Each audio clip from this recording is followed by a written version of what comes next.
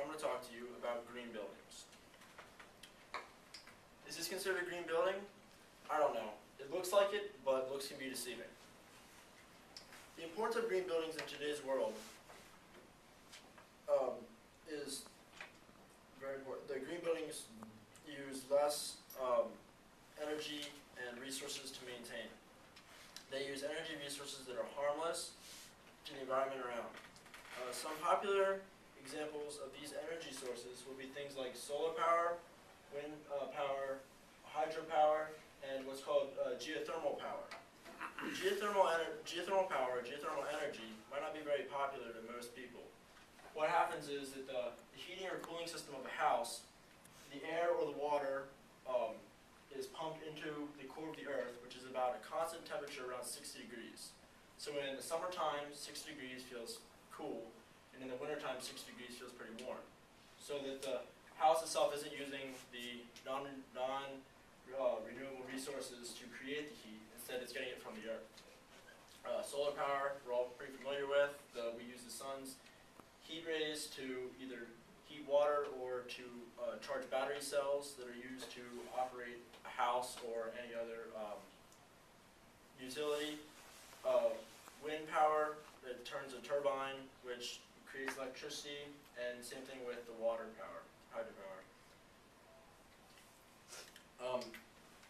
Some of the popular green buildings that are around in the area would be things like the David E. Lawrence Center in Pittsburgh and the dorms here at Penn State Harrisburg.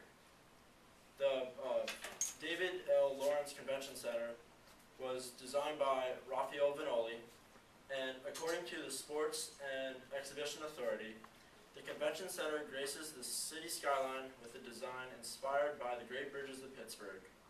It is the first convention center in the United States with a strong commitment to environmental principles such as natural lighting, ventilation, water reclamation, and recycling. Dr. Sassery, who is a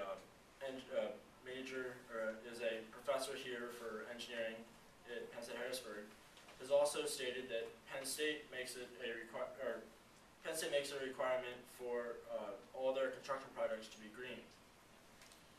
As I had stated earlier, the resident halls, more formally called, or the dorms, were built in 2002 and are considered green buildings.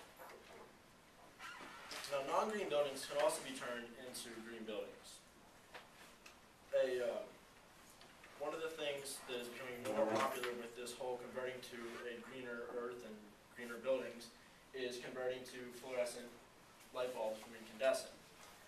Fluorescent light bulbs only use 25% of the energy that an incandescent light bulb would use. This is according to National Geographic.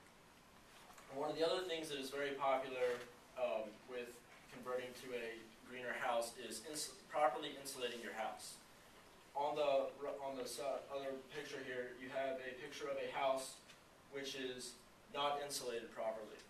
You can see the one floor that is in the process of being heated in the center is also heating the top and floor below it, which is using more energy that it did not need to use.